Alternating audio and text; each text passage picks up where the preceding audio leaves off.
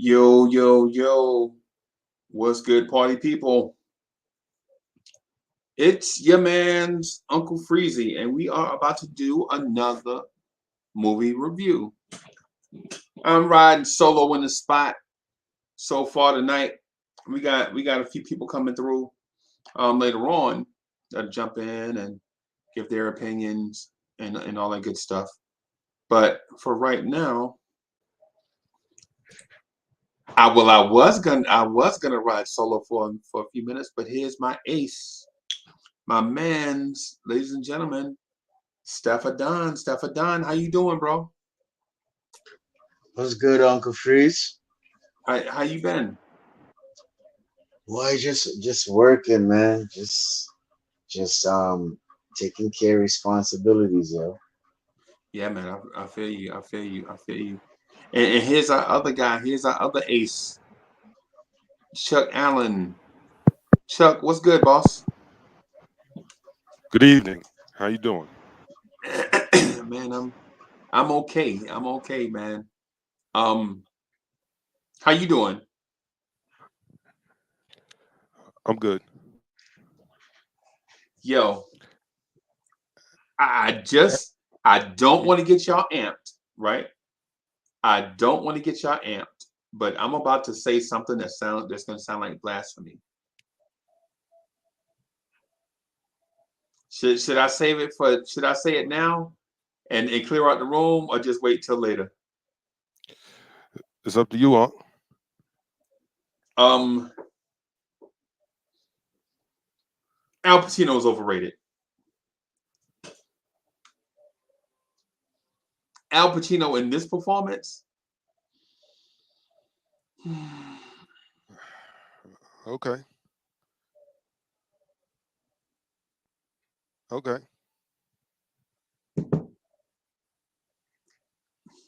Well, well, since you're gonna go there, since you're going there, I'm gonna say this movie is a little overrated.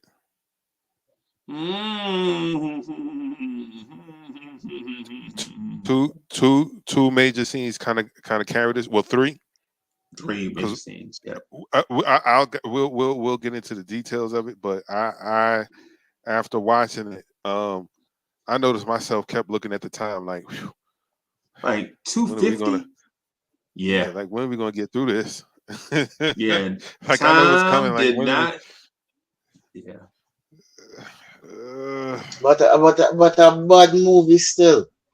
Even though y'all say it's underrated, I still think it's a classic. You Classic know, what? it's a classic movie. Classic what? You mean classic like school lunch classic? Bro, so why are we reviewing it then? If it wasn't a classic, wouldn't have been worth reviewing. No, no, no, no, no, no, no. No, that ain't the question is not why we reviewing it because we can review whatever we want. The question should be this: do we just look at this movie differently as we've gotten older? Or another question would be: did time do this movie justice? Or the best question is: were we just excited to see Al Pacino and Robert De Niro on the same screen?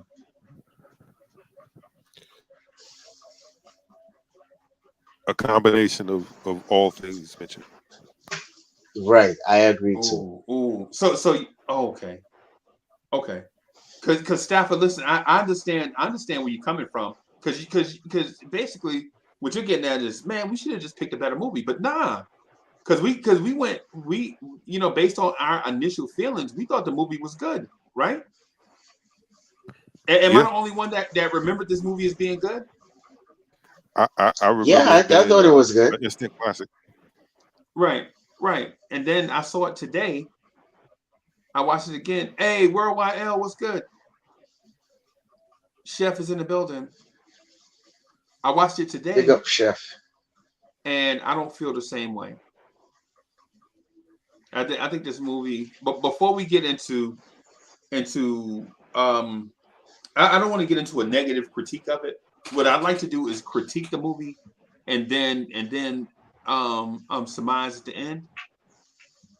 I think we can probably do that kind of quick, like in 30 minutes maybe or less.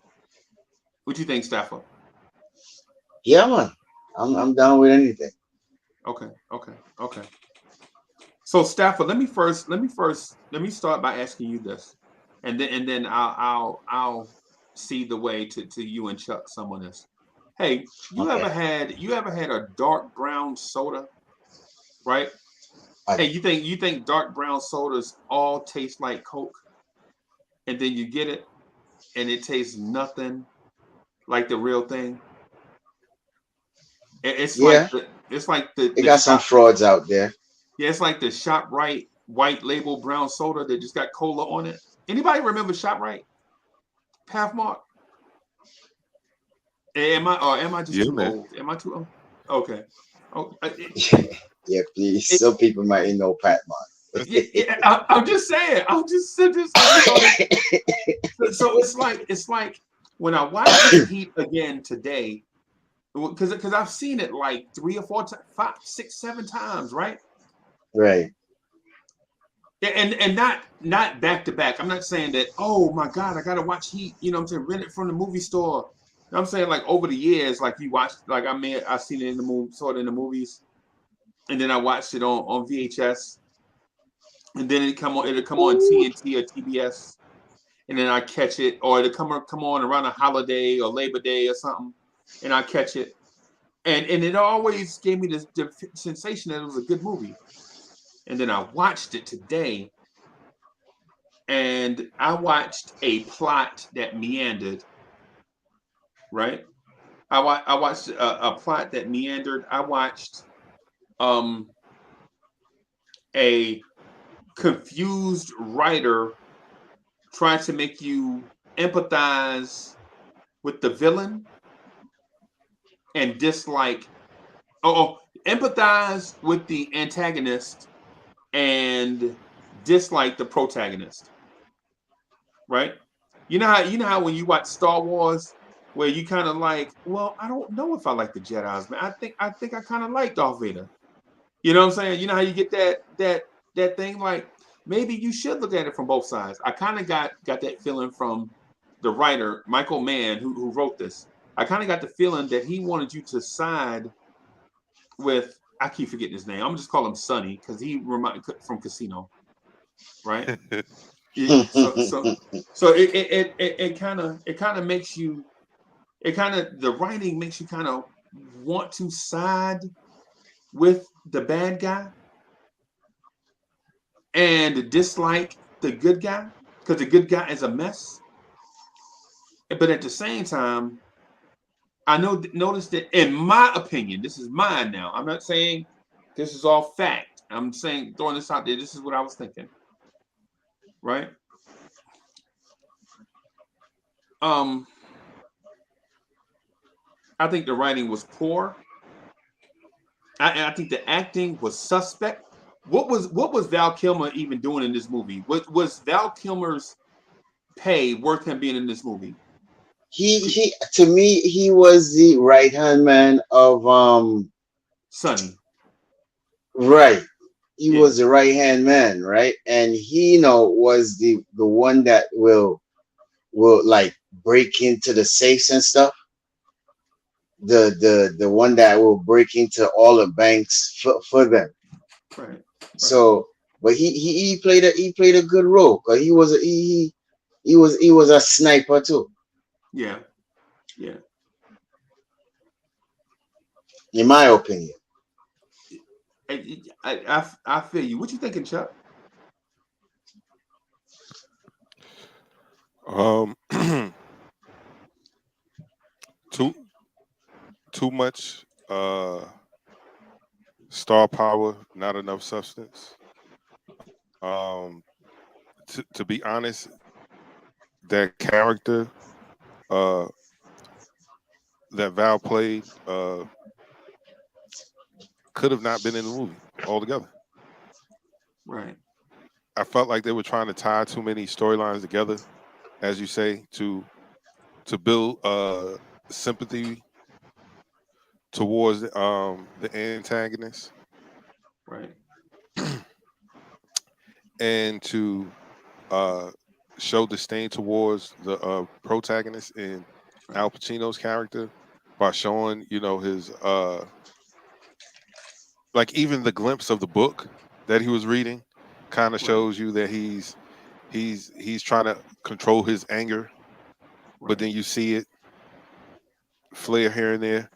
Um, Right. I thought it was shot pretty good, really Oh good. yeah. Right. Right. I thought Right. it was shot very well.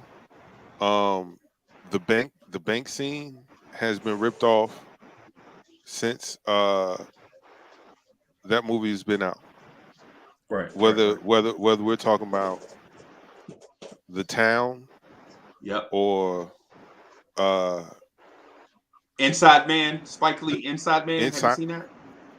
yes, inside man, even the little bank scene in the Dark Knight Yeah. is reminiscent of that. Good point. Right. So I would give it, like, that's a classic scene, right? Right. Right. The movie was too long, man. I'm sorry, because then I got lost Yeah. along the way. Maybe I got lost in my thoughts because I was like, "Yo, this should be like." I'm not saying the pacing was bad. I just think the movie was long. Yeah. I don't think the pacing was bad. I think the movie was long. There was stuff that we could have done without. Um, but I guess you had to make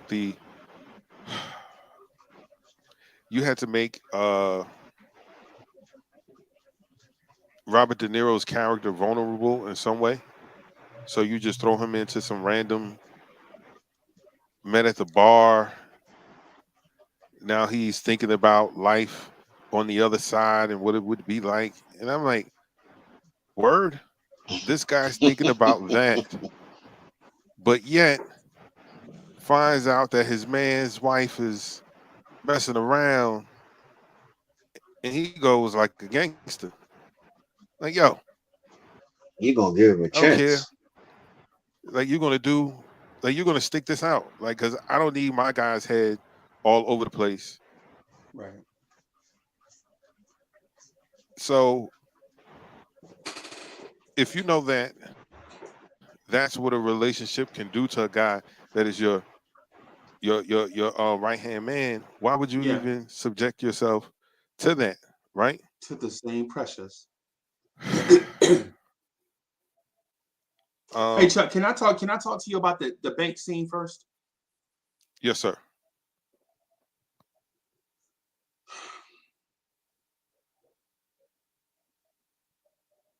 So the bank scene.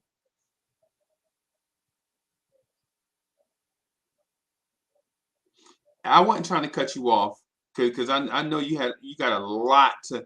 I feel like you have a lot bubbling up. Like I feel like you about to go off on this movie because you mentioned like three different things in Right. like a 3 minute thing, a 2 minute thing. But I wanted to talk to you about the bank scene though. Yo, anybody in here ever carried like 2 liters in one hand and a gallon of milk in the other hand up some Yes. stairs? Yes. Y'all know how heavy that get after a while? Yes. Stafford, You'll you know switch where I'm hands. going with this, right? You Yeah. know where I'm Yeah. going I with know. this, right? I know. I know. I know. How in the hell do these dudes take a stack of $500,000, put And it in run out a the bank like duffel that. bag, and walk out the bank?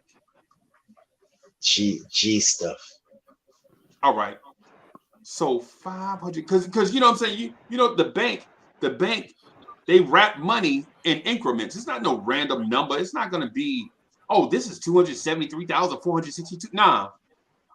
Every block of money is gonna be the same block of money, so you don't have to count it when you move it. You're gonna have Right. stack 100 mil.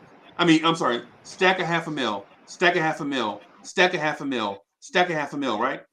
You knew it was a $500,000 because when he put it in a duffel bag and cut it and it fell open, the other block over there on the other side was the same size. Right? Right? How did De Niro carry a duffel bag and an AK, an AK and a duffel bag with $500,000 in it out the front door, down the stairs, and sling it like a purse in the back of the car? Right? How did the dude that kidnapped the kid run all the way through the plaza carrying a $500,000 in a duffel bag, run through the plaza, jump into a fountain, get up, climb out the fountain, steal front? Man, listen. With that, okay, all right. Listen. The layout of the bank robbery scene was finito. Is perfect, except for semantics, right? Except for the little stuff, like when De Niro when my man snatched the keys off the dude and gave the dude the keys to the thing, right? Why was the dude across the bank wasting time? And my man had to walk all the way over to him with the keys. My man had to find him to give him the keys. Right? Little things, man. Like small stuff. Like this ain't their first rodeo. Right? Small stuff, bro. Small stuff. And before the firefight, Pacino said, yo, when you fire, make sure that nobody's in the line of sight and make sure your backgrounds are clear, right? Remember Pacino said that before Bubba Gump from Forrest Gump? Remember? Yeah, make sure all your stuff is good. And then the firefight start and you see an old lady scared to death. She's shaking in place because bullets are hitting the wall all around her and everybody else in the plaza. That's the police doing that. Remember, because the bullets were coming her way. The villains had already ran past her. Yep. You know what I'm saying? The villains had ran past her. That's why they were shooting in that direction. You know what I'm saying? If the villains were shooting at her, she would have got shot in the back. You know what I'm saying? So there are a lot of Okay. Can we back up? Yeah. Let's do that. Let's do that. When they robbed the armored truck, that's way too much commotion for the middle of the day. That's just way too much commotion for the middle of the day. Right. Spike strips, flip a truck, bomb, machine guns, and y'all get away. 80 seconds? 80 seconds.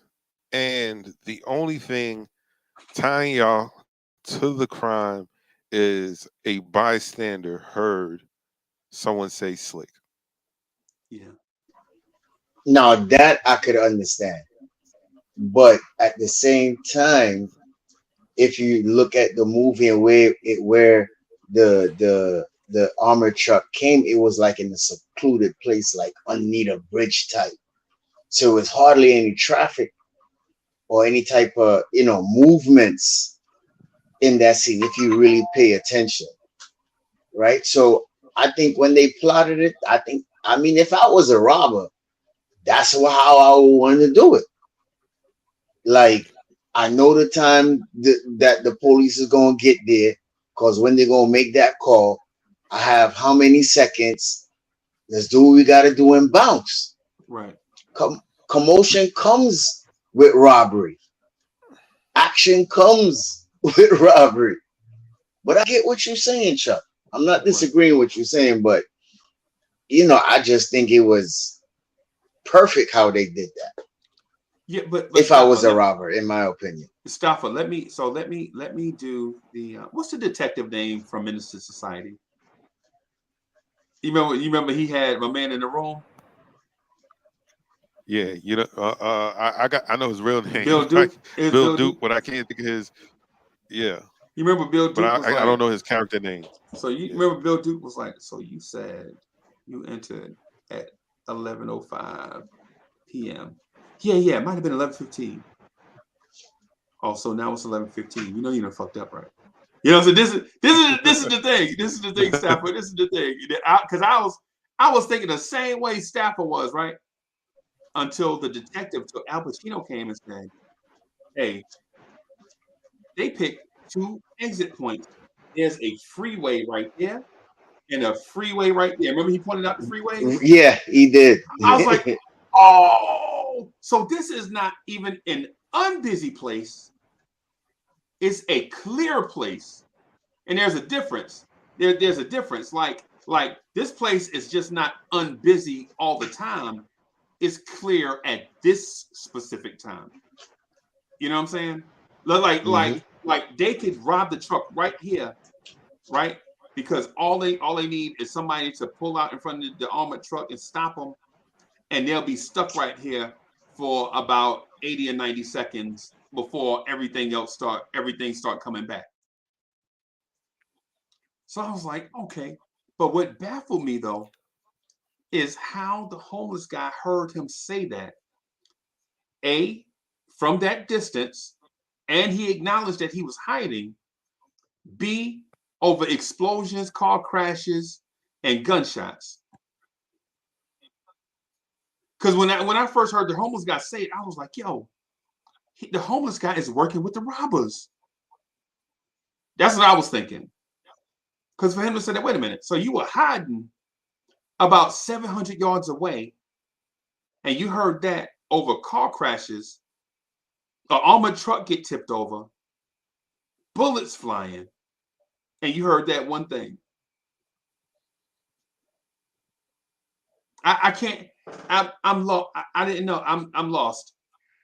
That part threw me off. I actually thought they were gonna make a bigger deal out of the homeless guy saying that. Am I wrong?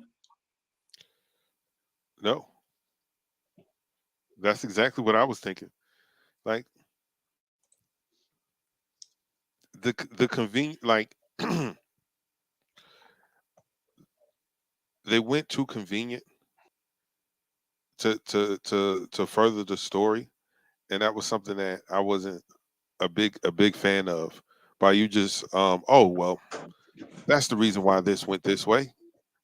From you know what I mean? Like no. That's not realistic. That Right. the only thing he heard was slick, but he didn't hear any of the other conversation. Right.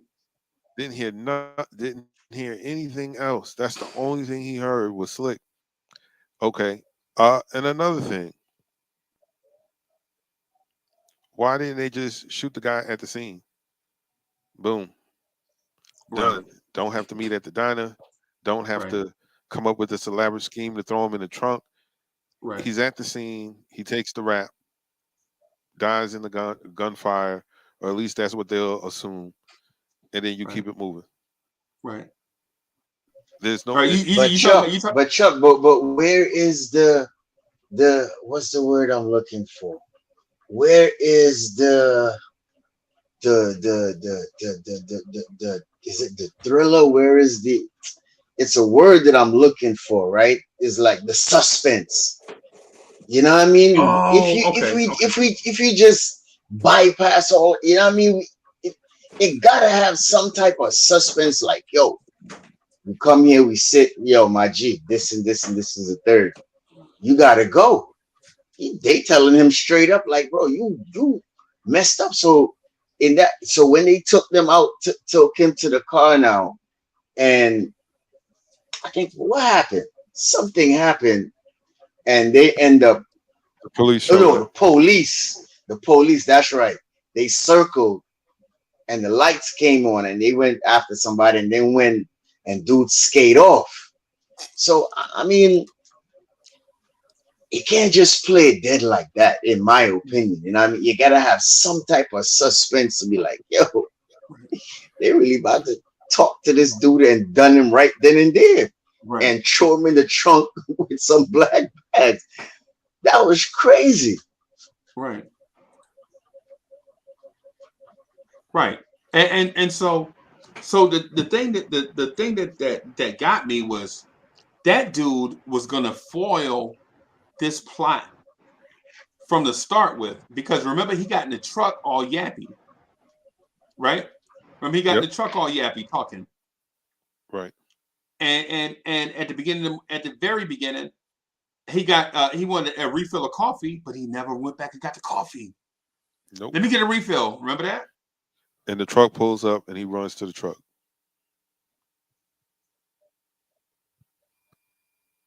Now, I'm not saying the coffee is more important than the job, but I'm saying, uh, Why have that scene? You could have just had him going straight to the truck. RC Creative is a movie director, right? RC Creative. Why was that scene in the movie? RC Key. Hey, yo, DSJ is in the building. What's good, DSJ? I don't know, Chuck. I don't know why that scene was in the movie, right? Me either. I I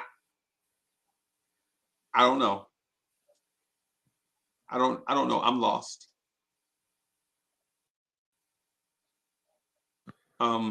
I don't Oh, know it.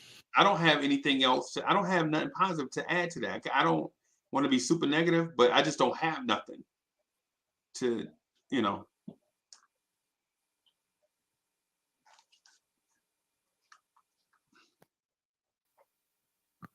I think in in my opinion, I think there was another way that this could have been.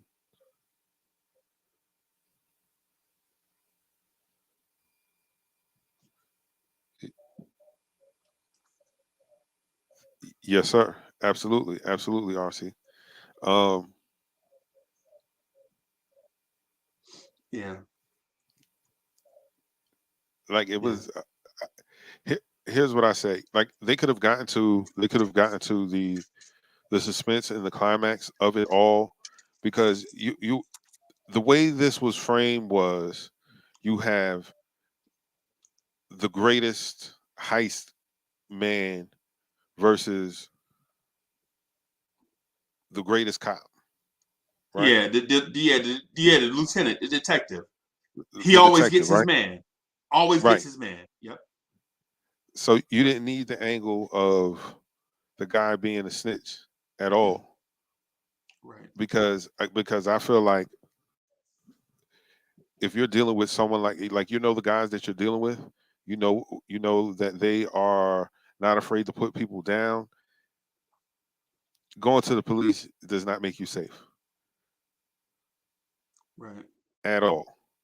Like you're trying to disappear, you're trying to get out of town, Right. not that, right? But again, I thought they could have gotten to they could have figured this whole thing out. Like if it was 3 hours of, or at least an hour of the cop trying to figure things out, Right. piece things together Right. himself, versus relying on all of these people to give him bits and pieces of information, and then the snitch being the biggest piece. I'm like,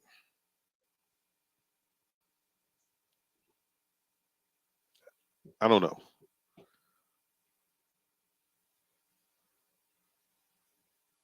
Right. I thought it was wasted. Um, a wasted all-star ensemble cast. Um, there, I've heard this quoted so many times, but right now I can't think of it. I can't quote it. But Right.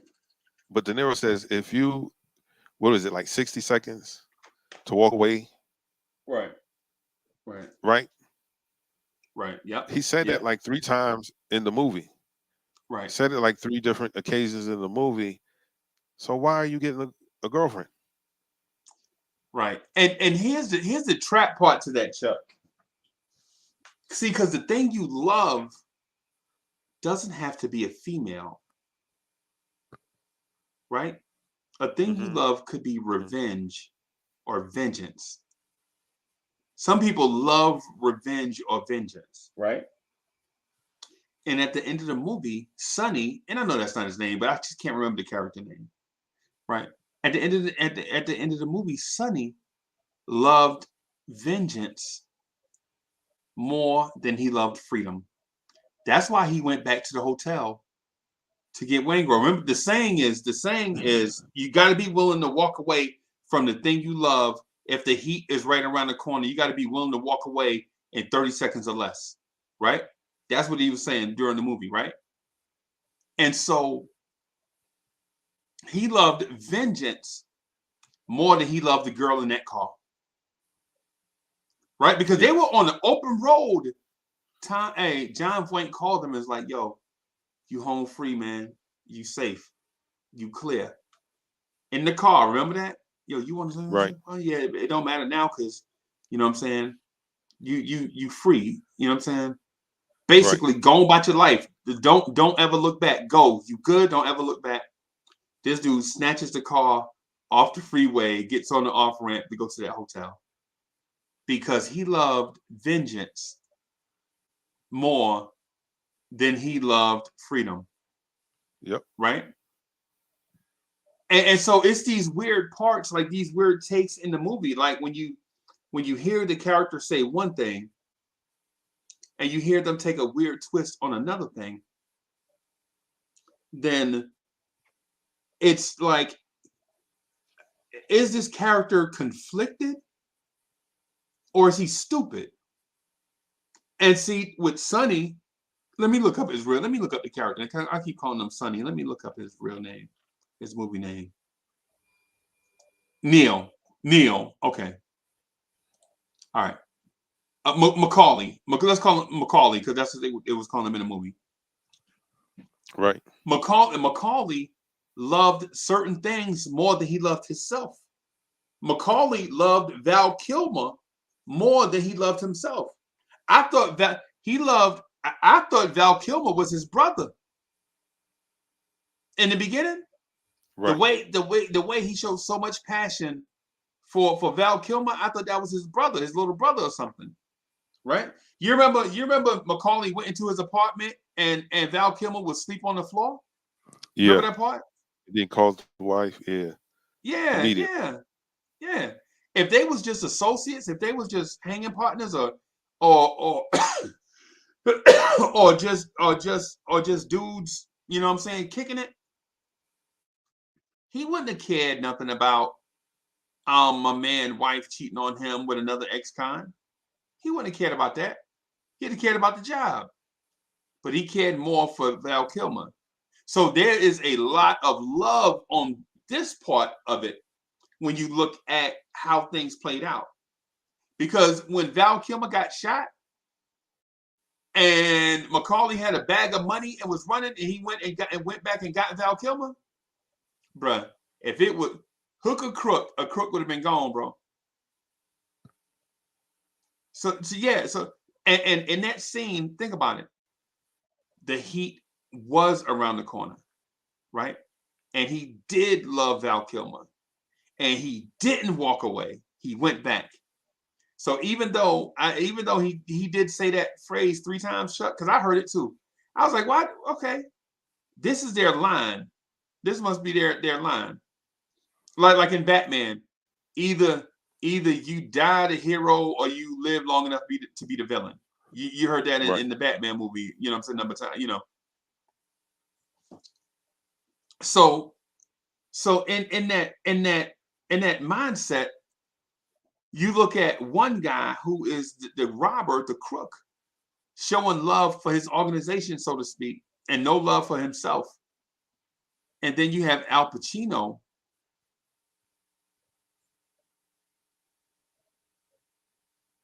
who is let me move out of the way because I don't know Al Pacino. Yeah. Stafford, what you thinking about Al Pacino, bro? Um, his his character in the movie, um, and he had a one part when he and his wife was sitting down, and he was telling his wife, "Look, when you met me, I told you that you was going to split half with me, with the world, the this, the that, and the that." So he basically told her, like, "Listen, this is my life." That's why homie got married like 3 times, and her and she was the third one. Right. So in a sense, he said his life is chasing down bad guys. When they were sitting down in the in the restaurant, when I was talking before, when you brought it up before, um, I mean, I think he played his character how it was supposed to be. Uh, uh, Older guy, in the force for years, military. Um, that's all he know growing up, or coming up in his career life.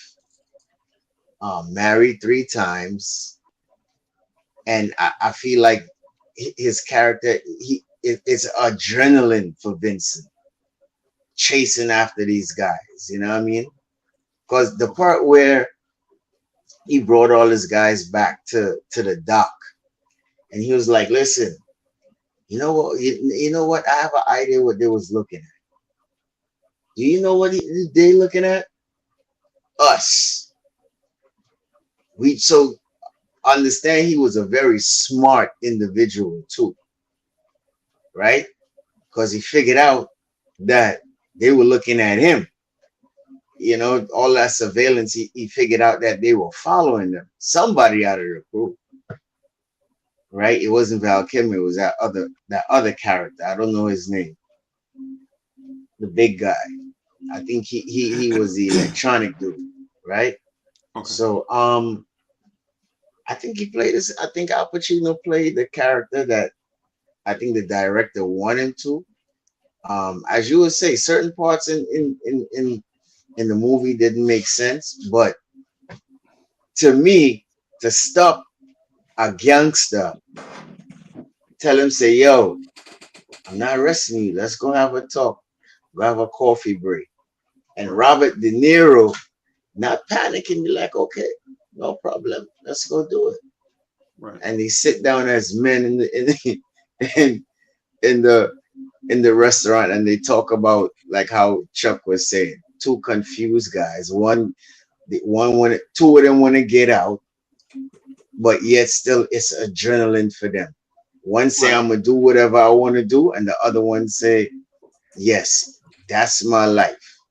And both of them trying to figure out if they really want to stay in this or they want to be happy in life. But back to Al Pacino. I think he was just smooth, just a smooth gangster. I mean, police. You know what I mean? Talking to the guy straight up in front. Like, I think he played his cards right. In Okay. my opinion. You know. Okay. I think I'm not gonna lie to you, bro. I'm gonna keep it 10 times 10. I think Robert De Niro and Bubba Gump Shrimp acted circles around everybody in this movie.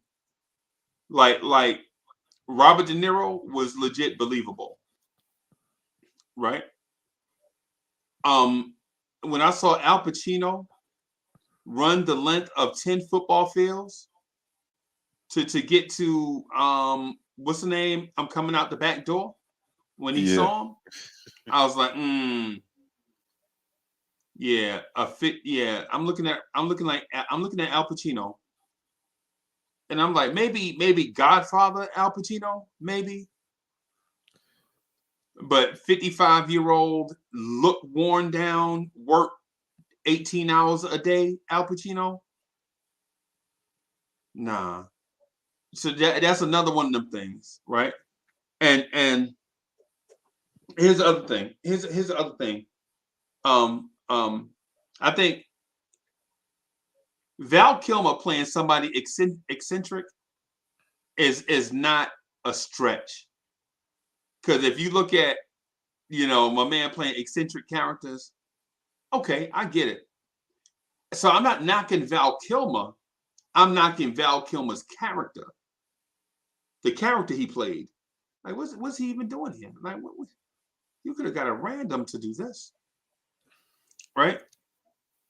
And also, I couldn't understand the part with the daughter being attached to Al Pacino, right? Excuse me, Hannah. The fact that the daughter was attached to Hannah and the mom was a wreck. You remember in the beginning of the movie when the daughter was trying to talk to the mom and the mom was just taking pills and ignoring the daughter, and the daughter had to go to her like, "Yo, pay attention." Remember that? Right. Yeah. The daughter was like, "Focus. What's wrong with you?" I think it was just too much stuff going on. I man, look. I wish in a perfect world, in a perfect world, I just wish. I think Pacino probably could have been. Who would have in '95? Who would have been a better actor to play Hannah? Because De Niro was coming off a series of bad movies too. Like you ever saw that movie, The Fan? Yeah, with Wesley Nope. Snipes. Yeah, don't worry about it. If you ain't saw it, you ain't missed nothing. If you ain't saw it, you ain't missed nothing. Yeah. Yeah. I remember watching that. Like, yeah. Yeah, like what? Yeah. Yeah. So De Niro, in my opinion, acted circles around Pacino because I think Pacino wasn't the right guy for the role, but he brought star power. Right. You know what I'm saying? I was thinking if you're gonna get an old a guy, an actor 55, 56, 57 years old, why not Jack Nicholson? If you're gonna get if you're gonna get it, Because I'm sorry for cutting you off. They didn't get no, go Jack ahead. because Jack read that script, and Jack was like, "Hell no." He wiped his butt with it. That's what he did. It's like, nah, give it to Pacino. Right, right. Because if it was just you need old Hollywood star power, you could have grabbed a number of guys, man, to do that. Right. I just think Pacino overacted. In the Hollywood scene when the mom was sad because the daughter had tried to, tried to kill herself, tried to take her own life. Yes. I think that's the best part in the movie was when he did that. When he just broke down, it wasn't anything. He wasn't in open spaces. He didn't have guns. You know what I'm saying? It wasn't cars flying, but it wasn't action. It was just a seasoned actor being a seasoned actor. See, he got that off. He's like, I'm here for you. You know what I'm saying? I ain't going nowhere. We're gonna get through this. That's what Al Pacino was saying. Hey man, right in his wheelhouse. Bro, dodging bullets, weaving between cars, emergency services, people running in all kind of different directions, shots fired, people scrambling, and this dude run the length of Chuck, have you ever ran the lane of you have run the length of 10 football fields full speed? Only one football field, and Right, I was exhausted. right. And you were in shape, right? Yeah, I was in You shape at probably that time. young. You probably young too. Pacino is. I don't know. Yeah, I get it, man, child. That it was a blockbuster. I can name a bunch of blockbusters that if you go back and watch them now, you'd be like, Independence Day. You go back and watch Independence Day, it's not the same. You know what I'm saying? it is not. You go back and watch Men in Black, the original.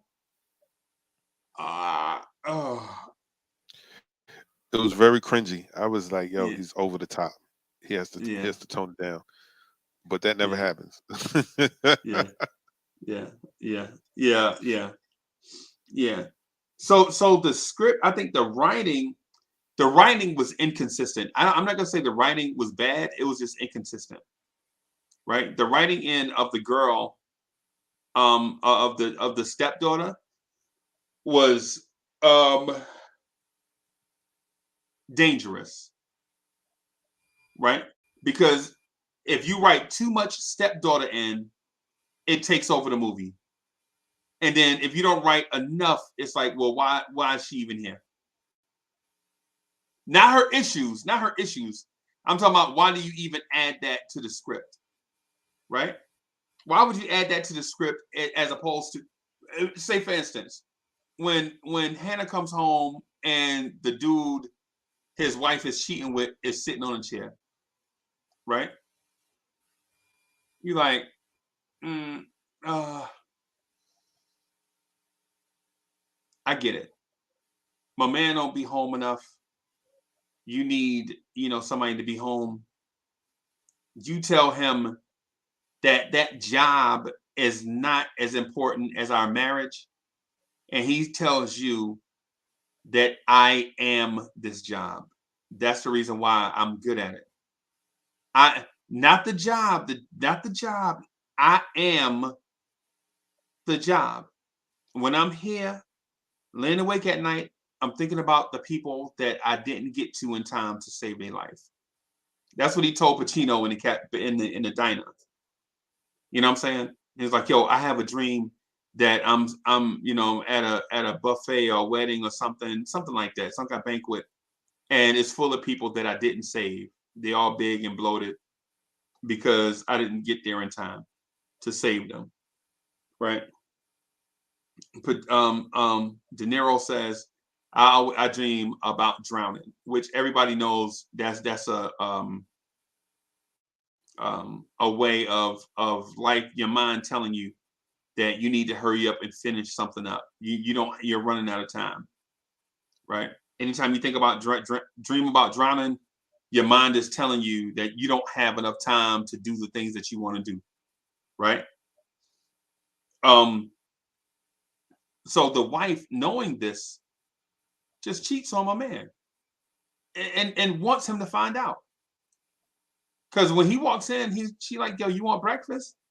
He get ready to say something like, "I ain't talking to you, I'm talking to him." And then it's a dude in an apartment. He's like, "What? Whoa, okay."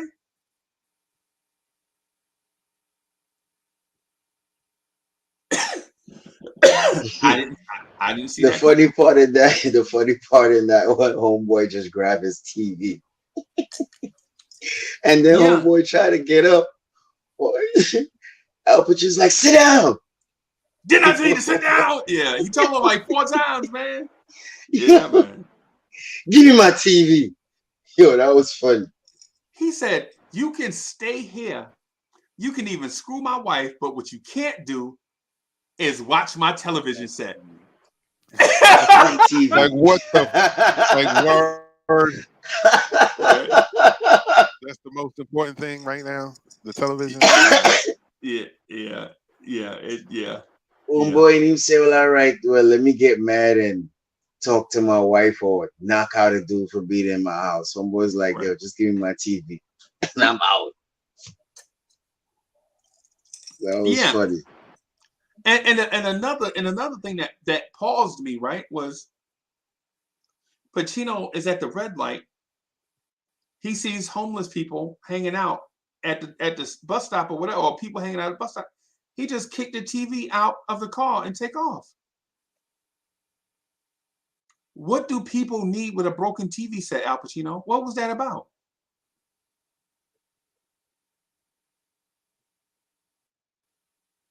Is that a pun for something? Is that like a hidden? Is that allegory?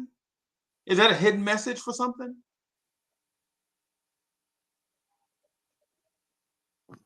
Maybe it is a hidden message. People giving things that they can't use. Um, you know, I don't know. I I don't don't know. know, man. I don't I know. I don't know. I was trying to force something just now. I don't know. It's bro, it's crazy. It's it's yeah. it's yeah, it's crazy, bro. I can't figure it out. I can't figure this out. Um, I had a summary. I was gonna, but I don't want to do that. I want to hurry up and get this joint. You know, does it, and, No, and, go ahead. Go ahead with the summary. I want to hear okay, it. okay. So here's a summary, right? A group of thieves, a group of high-end professional thieves, start to feel the heat from the LAPD when they unknowingly leave a clue at their latest heist, right? Basically, and without reading and trying to be all super professional with it, just being laissez-faire with it. The leader of the group is ready to hang it up and move on to his new life, but he has to pull off one more job. And in that one more job, he realizes that there are loose ends, and he needs to take care of that loose end before he can rest in retirement. That's basically what I got. And part of that summary, I got part of that summary from IMDb. The first part, the second part is what I got from. Right. So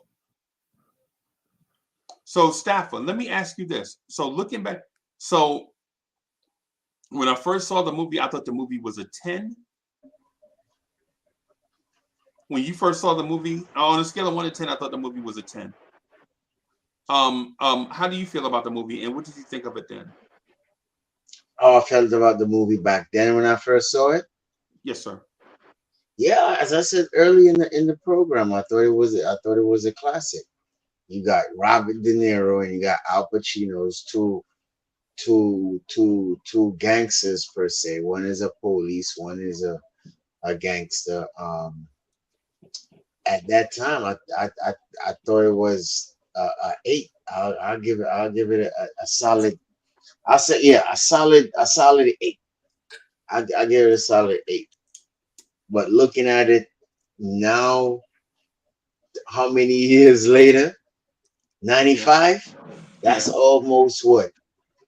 15, 20 27, years? 27 27 years. years? Oh wow, my math Yeah. is wrong. Um I'll probably have to give it probably a notch down and say a seven. Okay.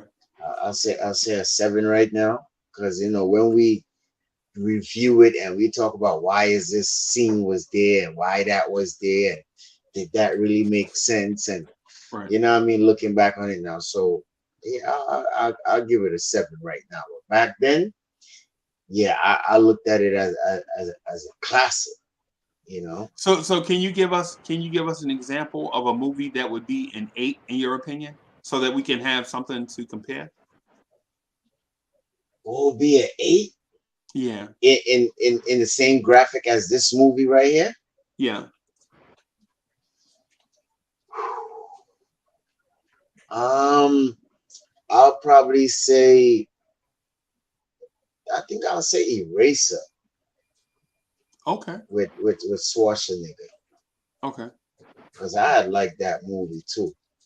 Okay. Or you could probably say I probably go. I don't know what year was it, but or you could probably say Die Hard with Bruce Willis. Okay. You know, Okay. those were eight movies for me back then. Okay. So I'll give you an example of a movie that to me, had a lot of good actors in it, and I thought it was a 10 back then, and I still think it's a 10, right? So there's a movie called The Untouchables with Kevin Costner and Sean Connery, right? I thought it was a great movie, right? Not because of the acting, right? But because of the storytelling, right? Like it kept a nice, crisp pace, and the actors had to do a bare minimum because the story was already told in history, right? So it's like when you watch The Untouchables, you're like, wait a minute, this dude was shooting in this direction, and you hear the ricochet sound over here. What's going on? And I chalk that up to old school Hollywood, right? I can pew, why is it pew over here? And the dude shooting this what? But anyway, I could deal with that, right? Right? So this movie, I felt like was maybe a 9 at the time. When I look back at it, I'm thinking it's more like a 4, right? And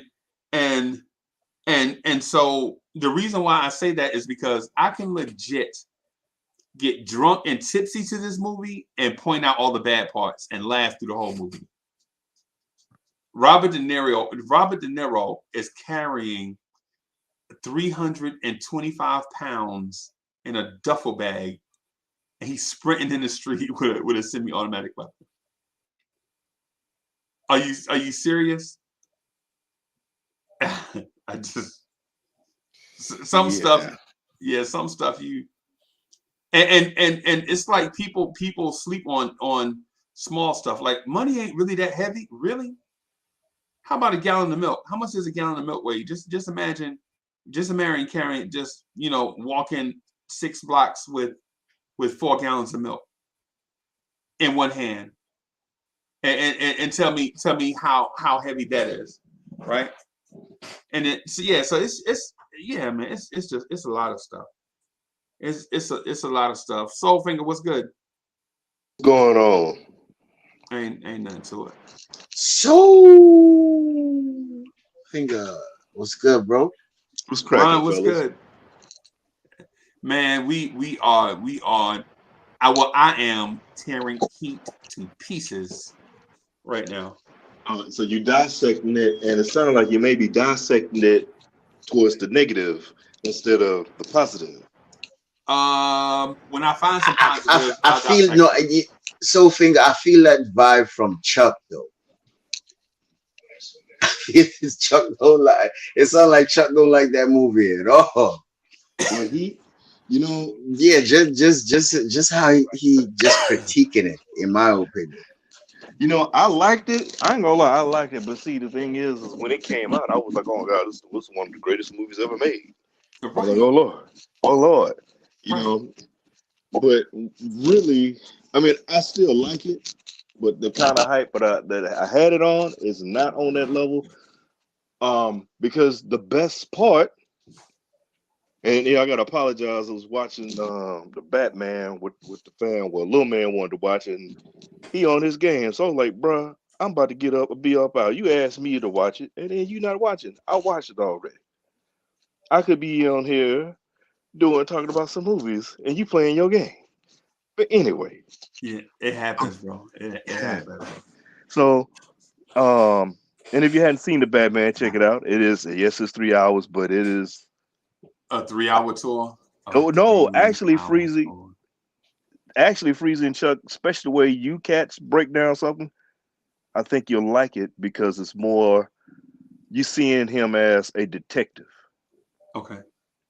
and the twist. But anyway, that's not what we're talking about. The Heat. The thing about it, man, is the one scene. That one scene, the shootout is what really gets you. You see the build up around it, but it's the shootout that has you like, oh, bro, that's the business, you know. Right. And you know what's crazy? After that movie came out and it happened in L.A., they had some guys rob a bank. It was in the news. They In the actually had, street. in the street, had on body Well, armor. Robo Man, yeah. Robo Man, yeah. Yeah. So that was the crazy thing about it. I mean, I'll watch it, but I didn't realize the movie was as long. And I remember when I saw it, I went back to the crib on leave, took I went on a date and took the girl to see it. Man, that Joker fell asleep in the movie. I'm looking at her like, what, girl? What the? How can you fall asleep on this? Yeah. Yeah. Yeah, man. So Finger, I don't think the movie is that good. I don't think it stands the test of time. No, it's not one of those. You seen he's yeah, it's the one scene. I'm telling you, the best part is that scene. I mean, I like the movie, but do I put it up there with some of the other movies? Like, for me, one movie that I've been talking about is a lot. Do I put it up there with Unforgiven? No. No. No way. You see what I'm saying? I can't put it up there with Unforgiven. And that's got two mega actors in it, just like Heat had two mega actors in it. And I would say probably Val Kilmer's last role worth talking about.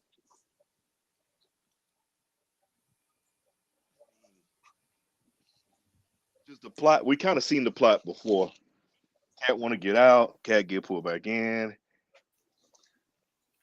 Right. Right. Which one you talking about? Because all the characters are conflicted, bro. Yeah. Well, I mean, Al Pacino. I mean, Robert De Niro character more so than anything. Yeah, because Radames, I don't know why I want to call him Radames. Why do I want to call him Radames? Dennis Haysbert's character, the dude that got out on parole, got the job at the restaurant. Mm-hmm. Remember, he had just got out and was trying to stay out. Remember him and his girl? Yeah. See, to me, the second best scene in the movie was his lady's reaction when his picture showed up on the 10 o'clock news that he was part of that robbery. Yeah. Yeah. And remember then, that when she was in the bar? Yeah. And she saw him and then that he was part of it because he's trying to go straight and narrow and all like that, but their guy got caught up. The original driver got caught up, so he was stand-in driver. Right. He gets popped in the head when they rolling out. So I'm like, when it was driving. Yeah, when that he's trying character, to get out of there. He to me didn't make any sense to be the movie. When you want to say characters that make no sense being there, but I think he didn't make a difference. But I mean, you could get anybody to have that to do a getaway driver. Right. But his whole thing, I could see how they did it. He's like, hey, we need a getaway driver. Oh, I know a guy. And he was pretty good.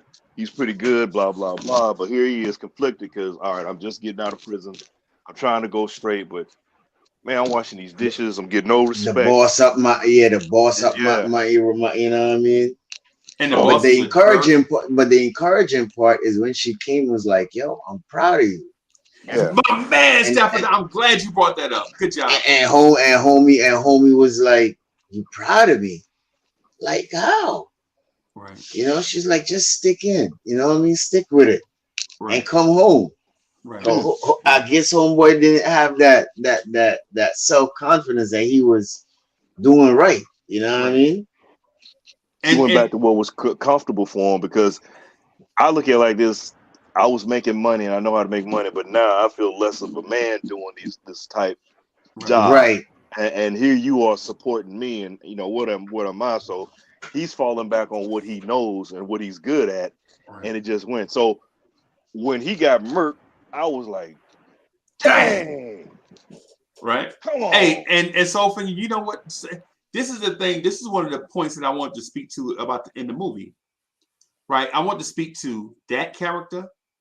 I want to speak to the part where the little girl was reaching out for help and dumbass adults was ignoring her. Yeah. Right. I also wanted to speak to the part where Ashley Judd is a career criminal. Yeah. You using a baby as an excuse to stay out of jail. Yeah. Right. See, the thing with Ashley Judd is she didn't never care about the baby. No, she didn't. She used the baby as a crutch to stay out of jail. or to keep people off her back. So it's other characters in this movie that I wanted to get to, man, because to me, Pacino, yeah.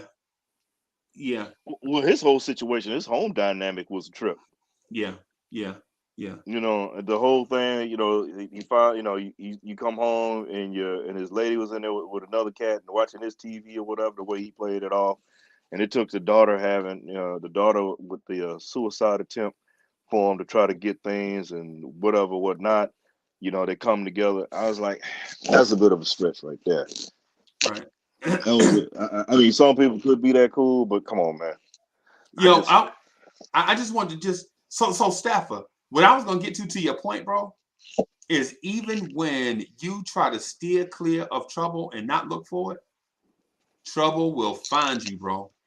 Yeah. Like think about it. Think about my man, Serrano. Why do I want to call him Serrano? Was he Serrano Major or League? something? Oh yeah, Major League, yeah. I Okay. need hats for that. Yeah. So Jobu's not work. Jobu will hit curveball. yeah, I hit my back.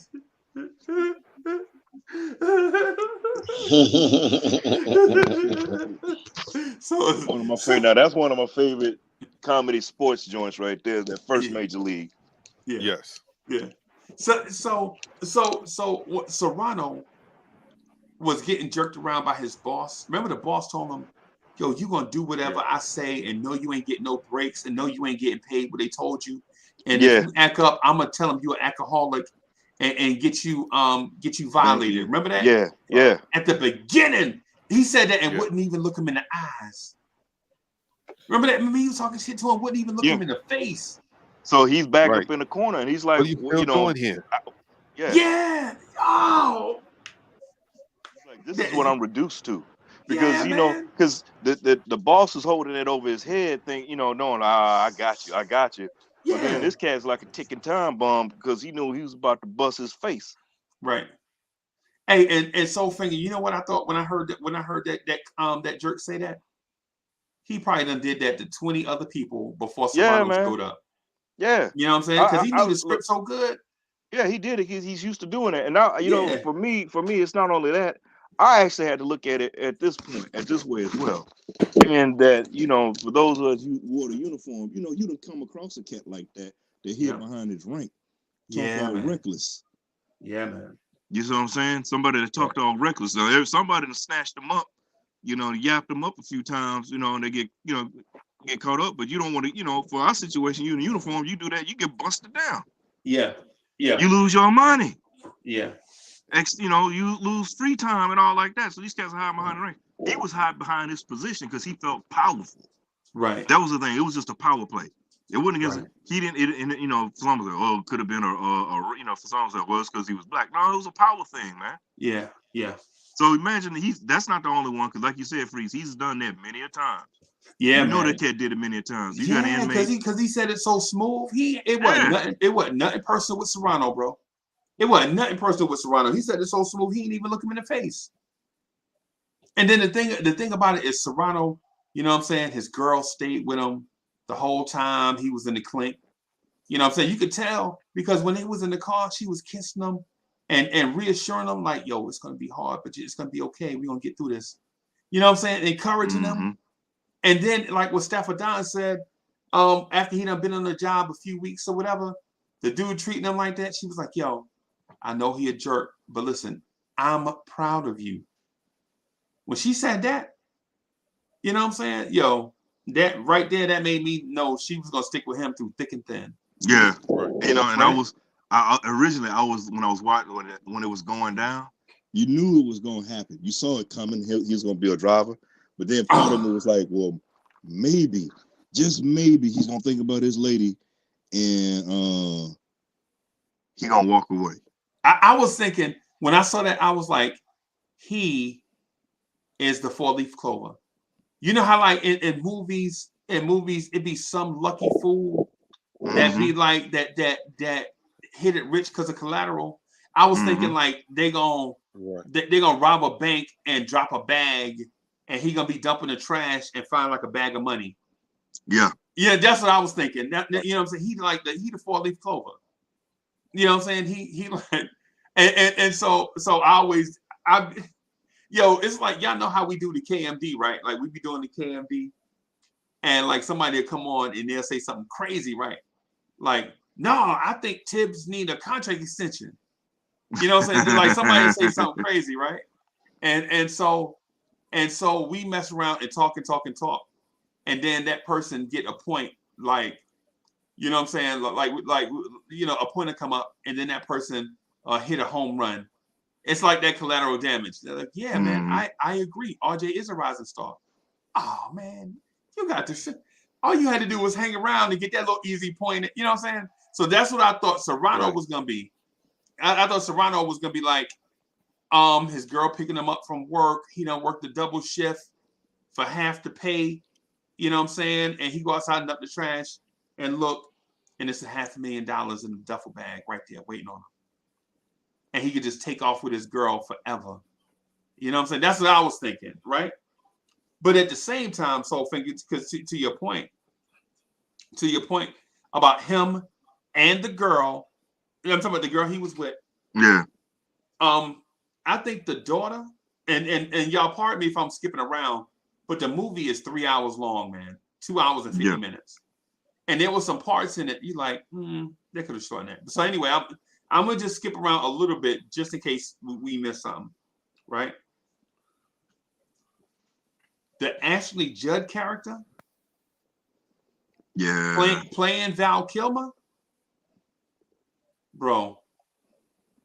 It just go to show, like, because think about it, Val Kilmer's wife, that was his wife now. Yeah. That was his wife. They married, right? Was cheating on him. She was getting her Orange Juice Jones on.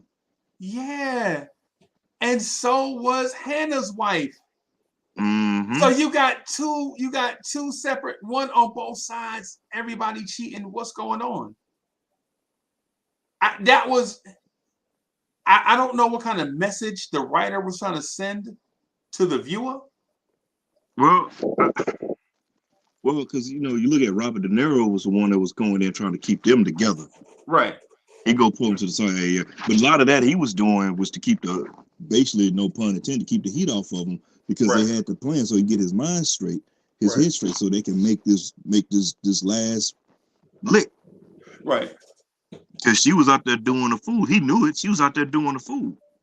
Right. And whatever she can do, she can get caught up, which you know what happened with that. She got caught up. Anybody ever saw that TV show Cheaters? Yeah. Yo, why do dudes always get caught in the car with a chick? And women, when they get caught, they always get caught kissing in the hotel room door. Y'all ever notice that? Then when chicks do it, they get caught. And so what I'm getting at is this. The reason why I brought that up is this a pun for something?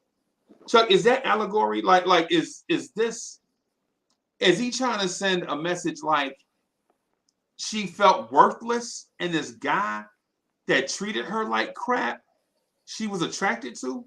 Like Val Kilmer tried to treat her good, right? Mm-hmm. And the dude she was cheating with treated her like crap. Even when he saw her with the police, he's like, oh, he's like, yo, you, and Bubba Gump said, yo, you want to fix some coffee? He's like, hell no, I ain't fixing that bitch shit. Or something to that extent. Yeah. You know what I'm saying? So you like, yeah, but cheating. you know what was cold freezer is when she was like, well, I thought. He said, what you mean you thought? You wasn't there, basically you just telling her you ain't nothing but some butt. That's all you are. We ain't gonna happen with that. What I'm gonna do with you? Basically, what I'm gonna do with you and somebody else's kid? I got all this. Right. You my personal trampoline. Right.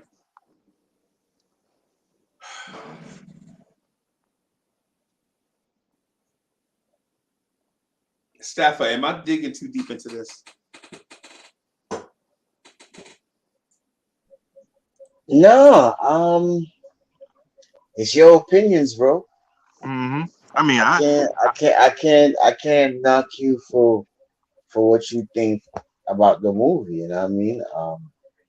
That's your opinion. You're entitled to your opinion. What It about what about ain't about digging too deep. You know, that's how you feel. That's how you feel at this moment in time about the movie. what about the little girl? Why didn't anybody pay attention to the warning signs? Boy, Because you everybody know was what, concerned Freezy? with them. I'm Go sorry. ahead, Chuck. Go ahead, Chuck. I was just gonna say because the adults were dealing with their own bull, so Mm-hmm. they ain't really had time for what she was really going through, because obviously she was uh emotional, like when she was crying over the earrings, trying to find the Yeah, Yeah. earrings. yeah, I was like, All the okay, signs. Yeah, the signs are right there. Or something ain't right. right. So I was like, I don't think that needed to be in the movie, only because you didn't really explore that angle in the 3 hour movie.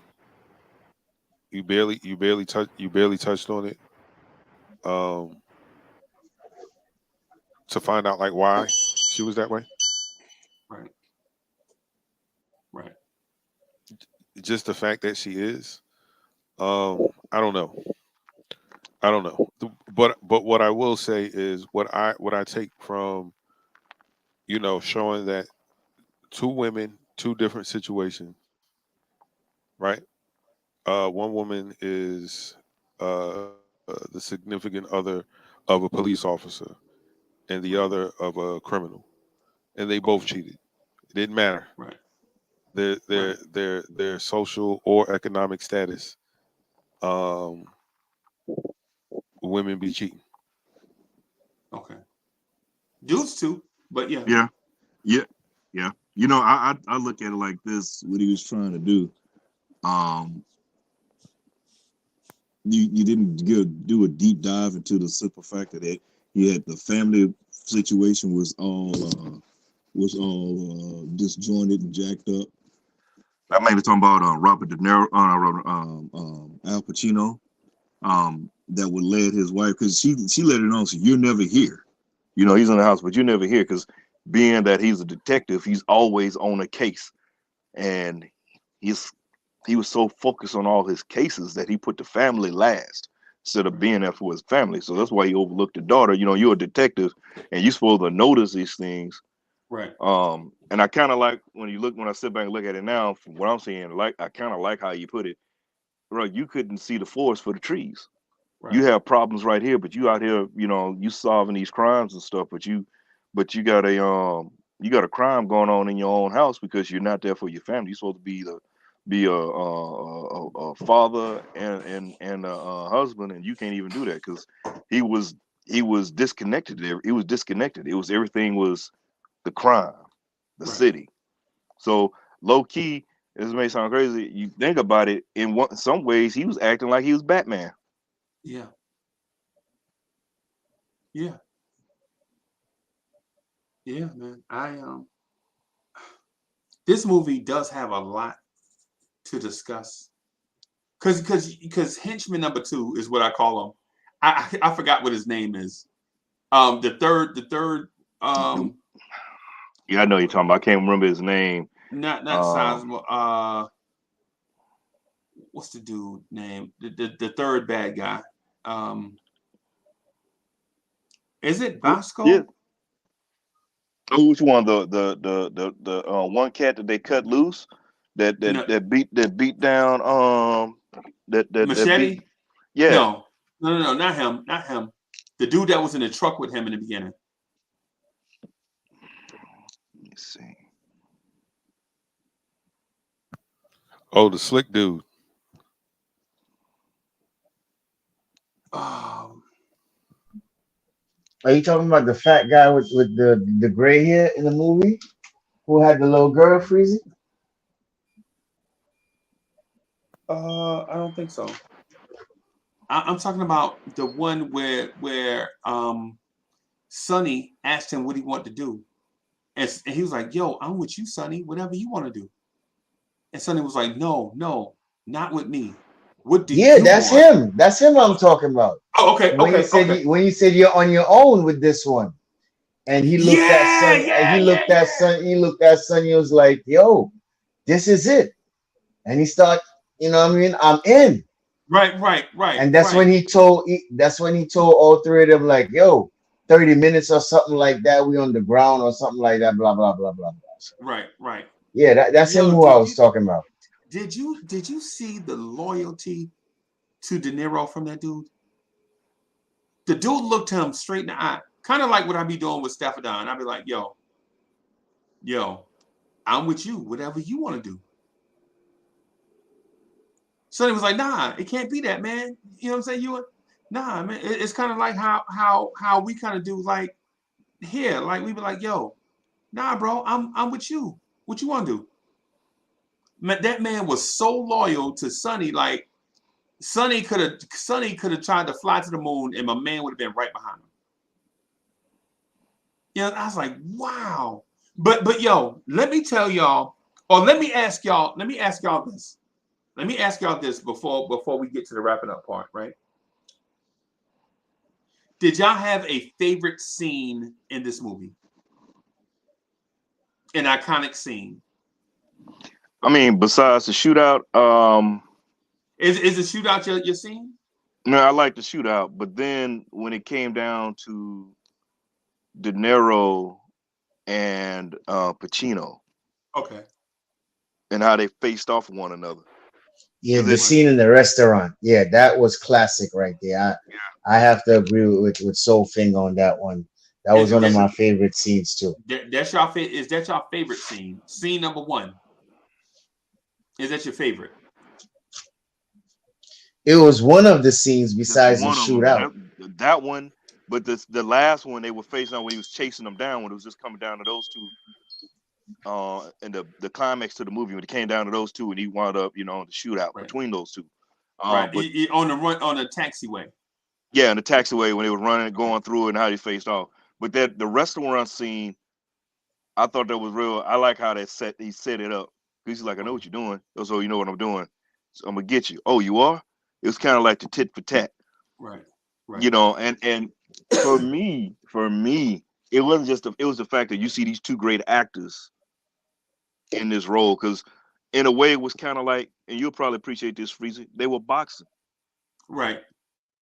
It wasn't just chess. It was mental boxing. Right. You know, Right. he's trying to set him up for the jab. He's using his he's using his footwork to get up around. He's dancing around. He's trying to set him up with a hook. He's trying to Right. get him. But the thing is, neither one could throw the other off. Right. Because both knew what both the thief knew the cops were after him, right? Hmm. And the cops knew the thief was trying to lose him. Yeah, he knew he was on Right. to him. So it Right. was smooth, and I just like how it built up. I mean, don't get me wrong, it had its flaws.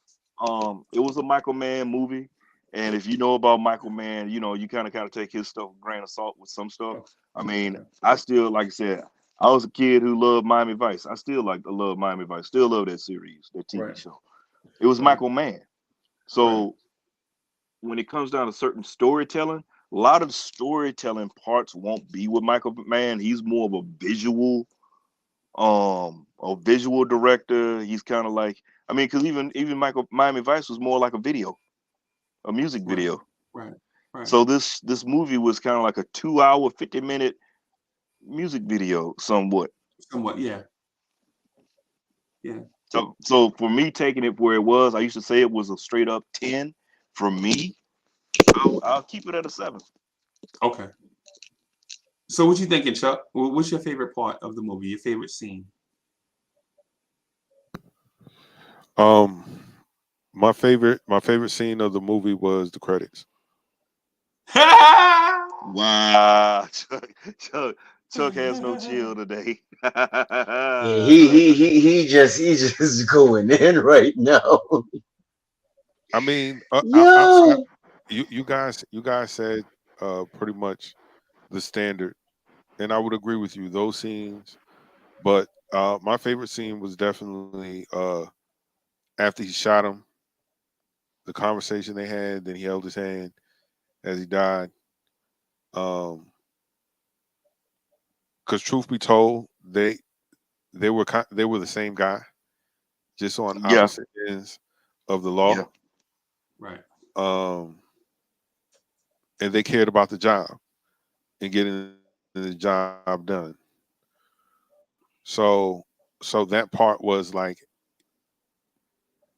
yeah, you were my adversary, but a worthy adversary, and that was the closest that he was probably going to get to an honorable death.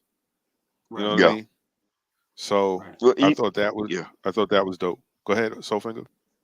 Oh no, I'm just saying it had. If you look at this movie, it had a lot of Western themes to it, Right. along with if you think about it, a lot of samurai. You know, a samurai feel, just like you said, because of honorable death. That's what it came down to. You got these two samurais going at it, these two boxers going at it. So Right. it kind of had that kind of when it came down. Beside when you cut away the rest of the characters, got down to those two. Right. Right. And so I'll tell you what my favorite scene was, right? So my favorite scene, because I like, man, y'all broke down the Donna scene to a T, right? I like the Donna scene. It wasn't my favorite though. I'm not saying it wasn't good. It just what my personal favorite. My personal favorite is when they were in the shipyard and De Niro had his crew with him, Hmm. pointing. He was like, "Yo, there's a exit way over there, and there's an exit way over there." And when he pointed, he wasn't pointing at exit ways, right? Because look at their Yeah, face. They was like, "What are you doing?" He pointed at a crane and a ship, right? And then they left, and then the heat came in right behind him and was like, "Yo, what were they pointing at? What were they pointing at?" yeah. Right? And the whole time, De Niro's crew is taking pictures Pictures of the cops. of the cops Yeah, so that that was so slick. Yeah, so that the thieves would know who it was that was on their tail, right? Yeah, that was De Because Niro himself taking the pictures. yeah, Sorry to cut you. no doubt. Because remember when De Niro was in the alley on that corner, he slid into the shadows and he heard that dude fall down in the truck. He didn't know who was on. He looked at the truck. He was like, who is that? Who is that in the truck? You know what I'm saying? Looking at it, I know that's the heat, but I need to know for sure who it is, right? hmm, And he went in and he got Val Kilmer. He's like, no, wrap this up. Let's go right now, right? And so they left, right? But they left with the thing like, okay, I know they on our tail, but I gotta find out who it is that's on us. exactly that's on our tail. Who is the heat? And so when he was talking, when De Niro was talking in that wide open, think about it, it was in a wide open space with no buildings, no shadows, no nothing, where De Niro can take pictures of everybody, right? And so when Pacino was like, he pointed at an exit way over there, and over there, he was like, well, what were they looking for? And he's like, oh, they They got got us. us. Yeah, that was now. That's yeah. You know what, Fred? I forgot that is gang. That was gangster right there. That They was straight got gangster. that was yeah, they got us. Gangster. Yeah, that Yeah, was gangster. yeah. And so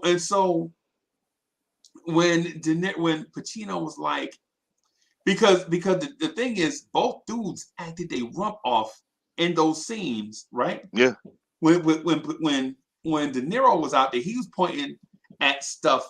He's like, yeah, and there's the exit point. And he pointed to a crane, and the crew was like, you can see it right on the like, yeah.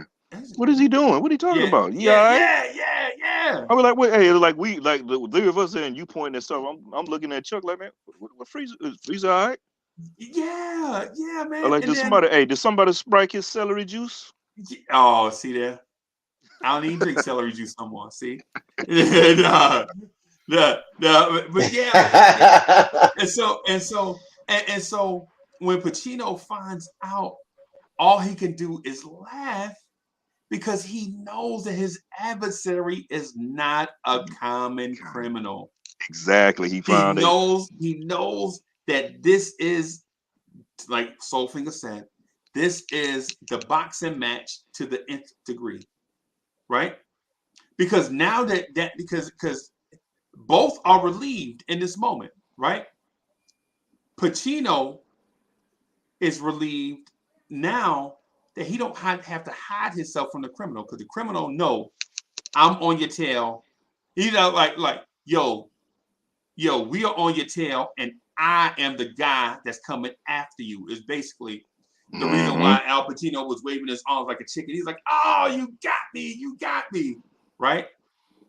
Right? And then De Niro is relieved because he knew the heat was on his tail, but he didn't know who and Yeah. from where.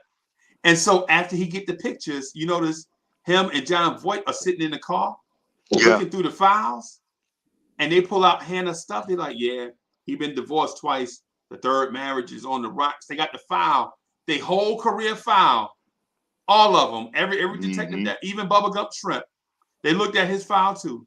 You know what I'm saying? So now they know who the Heat is. And Yeah. and when Al Pacino find out that he didn't have to hide,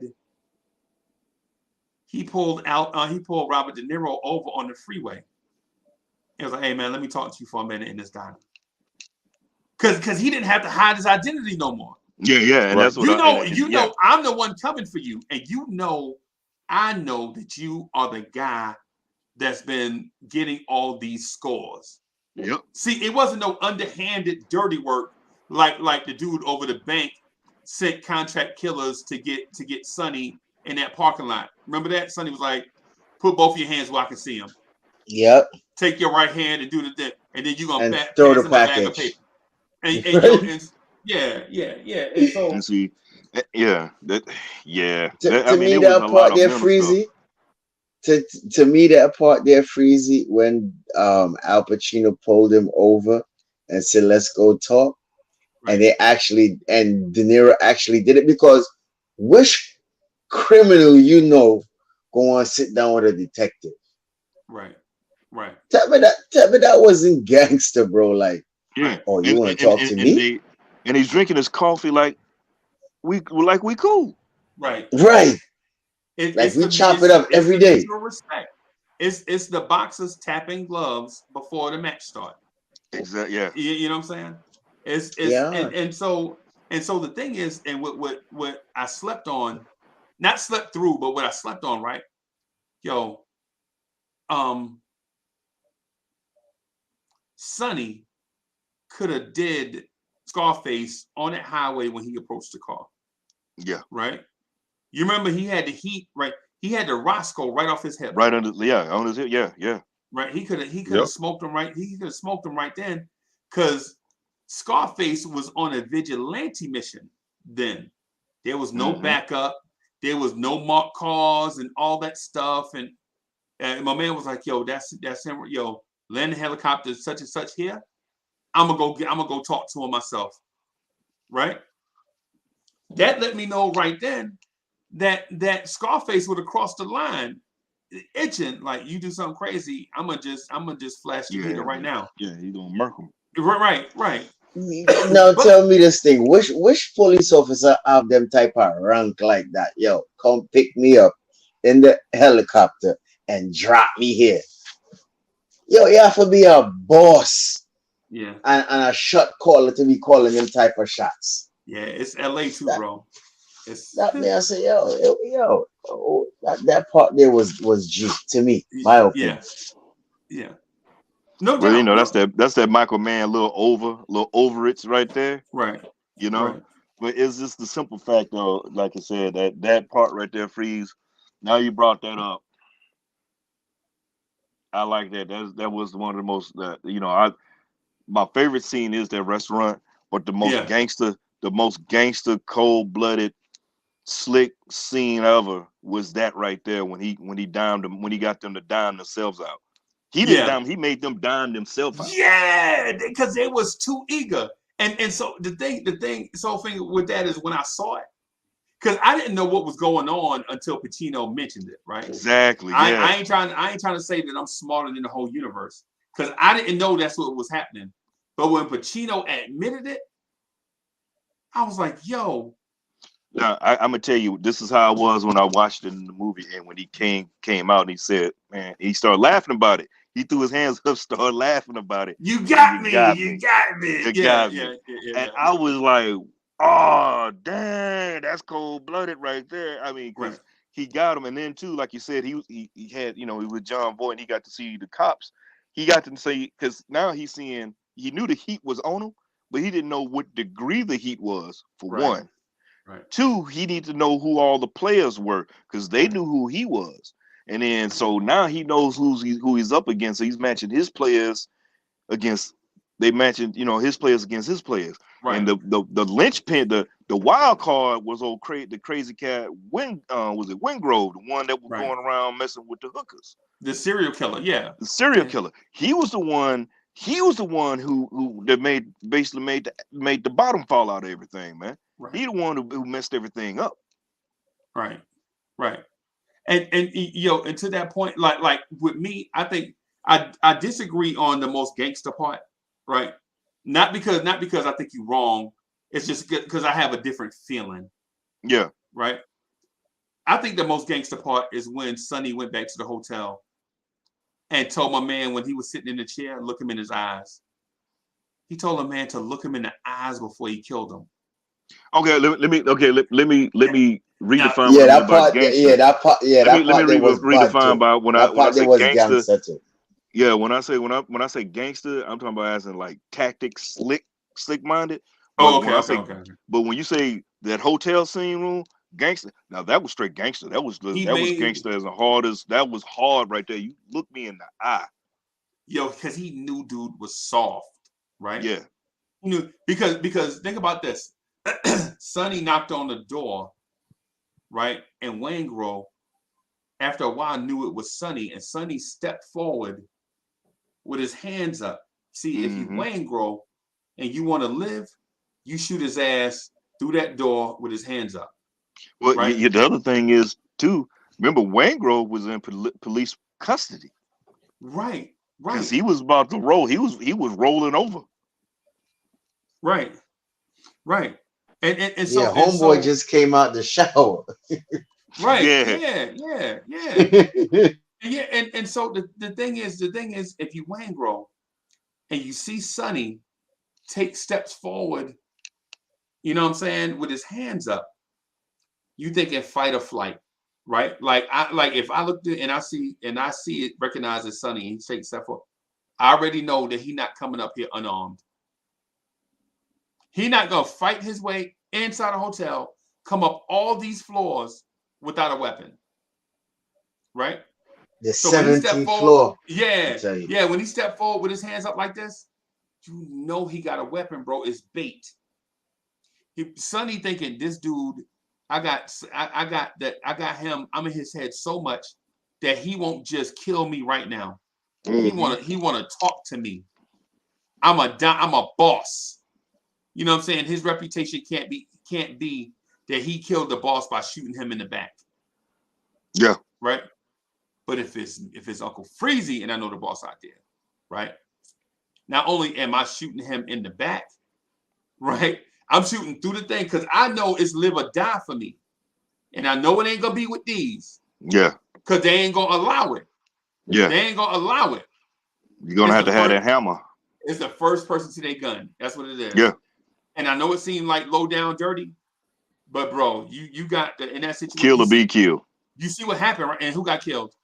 Yeah, Wangrove. It was a wrap. Now I don't advocate shooting people in the back. I think that's a low down. I think a scoundrel, less than a scoundrel, would do that, right? But the way he did it though, he stared that man down, looked him in the eye, yep, and greased him. Yep. Yeah,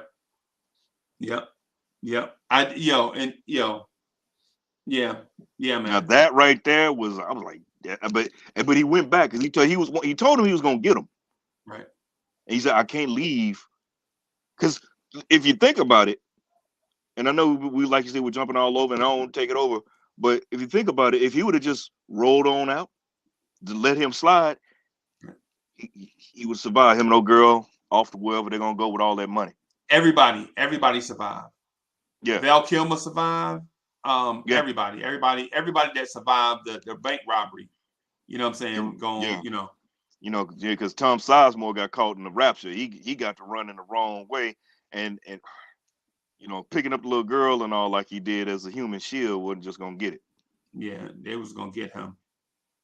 They was gonna get him, bro. You can't mess with kids, bro. Yeah. You can't. No side. The criminal, the thieves, nor the law, like that. Yeah. So, yeah, man. Yeah, man. Chuck. So the most gangster scene to me is when he knocked Wayne Grohl on a chair, and Wayne Grohl wouldn't look him in his eyes. He was like, "Look at me." And as soon as Wayne Grohl looked him in his pupils, he dusted him. To me, that was gangster. That, you know what I'm saying? But we can all have different. You know what I'm saying? Because I also thought Val Kilmer on the bank getting away. Yeah. Yeah. That was gangster, bro. Did you see how many cops he picked off? Yeah, he was laying them down. He Yeah. was laying them down. And see, this is the thing where I appreciated it. Because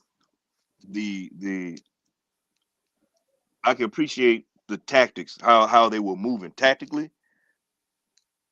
Yeah. How they were loading real. Because I mean, for those that was actual. Those are real live. That's Those are real tactics. life right there. Yeah. Those are normal combat tactics right there. Right. And I approved, and that's what I appreciated most. They put in the work. But we talking about a Michael Mann, an action man. His action movie is going to put it in like that. So, but Val Kilmer was laying them down. I mean, he was popping them, and it just happened to that cat just happened to get a lucky one on him. But other than that, he was laying them down. But again, I gotta say, this is one movie he couldn't steal. Normally he's stealing the movies from somebody. Yeah. He just couldn't. You couldn't get over the Pacino, DeNiro. That hill, those mountaintops were too high for him to get over. Right. Right. No doubt. But it was a star-studded cast. And that's what Ron put in there. And I think that would made me love the movie even more. But when you look at some of the dead space, because some of it did get a little too slow. Long movies can tend to go too slow if you don't have the right to grab you. And when it was time to put in work, I will put it at when it was time to put in work and all those things like that. That's a on a scale of 10, I'll give it a 20 when it's time to put in work. But some of the build up kind of knocked it down. But like I said, I give it, like I said, this for me, it's still a movie I like. I liked it. Right. Now, I'm not watching it. I'm not watching that movie when I'm brushing my teeth because shit. No. 3 hours. But if it's already one of on, those. Yeah, if it's already on, it's one of those. If it's already on, I'll pop on. I'll check it out. Or with Netflix and everything else, you can go to the movie and speed up. If you got it on Blue, I got it on DVD, so I can go to the scenes I like, the parts I like. If I was like, I just want to see this little scene, just whatever, you could do that. Right. So it's and yes, it's not a good date movie. I learned that the hard way. No, it's not a good date movie. No.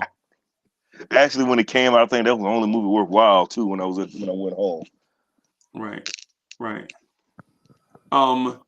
So let me do this. So I wanna kind of move on from Heat for a minute, so that we can and do like what we normally do. Give the time some context, like what was going on in 1995. Movies that came out in 1995. Dead Presidents was released. Desperado.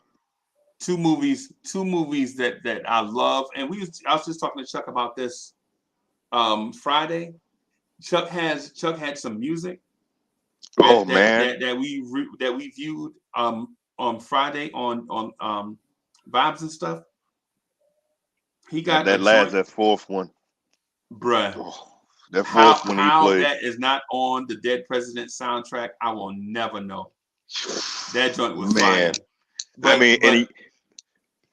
I just real quick, Freezy, all these, and shout out to everybody who was giving them names, giving the titles, because Any one of them Yeah. titles would have worked, man. Yeah. What was it? What was it? Grinding. Wound up going with it. Let me see. I'll find it. Hold on. Let me. Well, Everyday grinding. Everyday everyday grinding. grinding. Yeah, everyday grinding. Yeah, I was like I said, I'm thinking Concrete Jungle because, like I said, I told you, Concrete Jungle or Players Anthem. Right. I mean, it's all whatever way you want to go. You could combine all of it because when you hear it, I swear, I went immediately back to the '70s.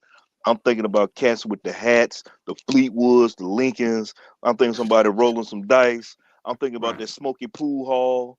You know, hey, cat. You know all that, man. You going to the one spot or little cat. Hey, little daddy, come in. Let me tell you something real quick. Hey, go on over here, take this package to my man over here across the way. And when you Right. go on there and tell him, hey, tell him Frankie sent you. Yeah, man. Yeah, man. So so 1995 was not really a good year for movies. I'm not for sure why, but I'm looking through. Unless you like Major Pain, Batman Forever, Godzilla. Bad Boys. Bad Boys came out in 1995. Friday they say was released in 1995. Virtuosity. Species. I'm sorry, what you say? The Usual Species. Oh, Species. Yeah. Powder. Which one did you say, Chuck? The Usual Suspects, Braveheart, Oh, Seven, yeah, those are joints too, bro. Casino. Casino. That's right. That's right.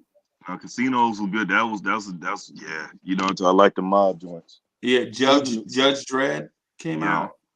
7, which man. That's yeah.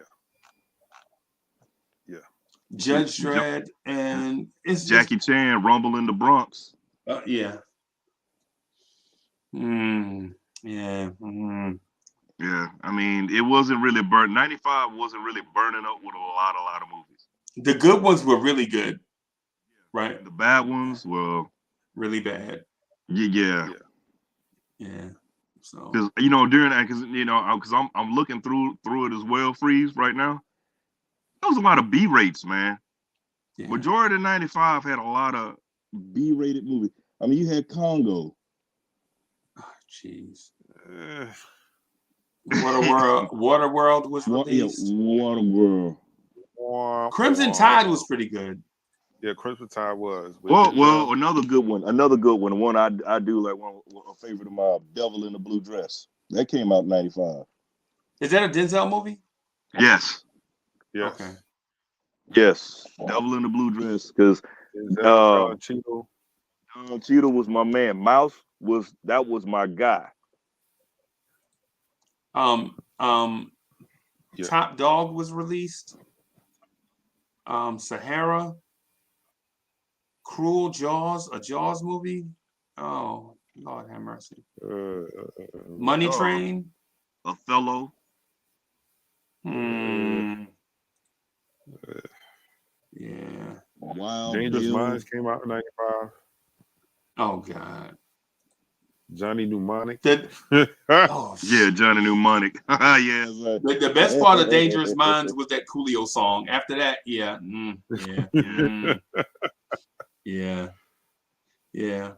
Hey, so I'm sorry. Go ahead, Sophie. Oh no, just saying it was a cat. We called him. That's what we called him. Gangster Paradise, as we call him at work. Oh, cat had a little. Yeah, no, he came. All of a sudden, he had this little fro, and then he came in the next day with these braids, and they were like almost Coolio style. We're like, word. All right, Gangster Paradise. LV. Okay. Yeah. All right. Well, I want to wrap right here for this, but I'm gonna start a short live stream right after this, a really short one, because before this, and I didn't get a chance to talk to y'all about it. So if y'all want to hang out, man, that's cool. If y'all gotta go, man, you know what I'm saying, I appreciate y'all. Anyway, but I got this conversation on my heart about sampling. about people using old school samples to produce music. And I was watching a YouTube video before that, like, bro, some of these songs you cannot. I bet you I can name 10 samples of 10 songs that are so popular you would not know that they were samples. I bet you that. But I'm gonna wrap right here, right? Thank y'all everybody for watching our movie review of Heat, a classic joint. The conversation was dope. I'm gonna wrap right here. Thank y'all for coming through. Peace.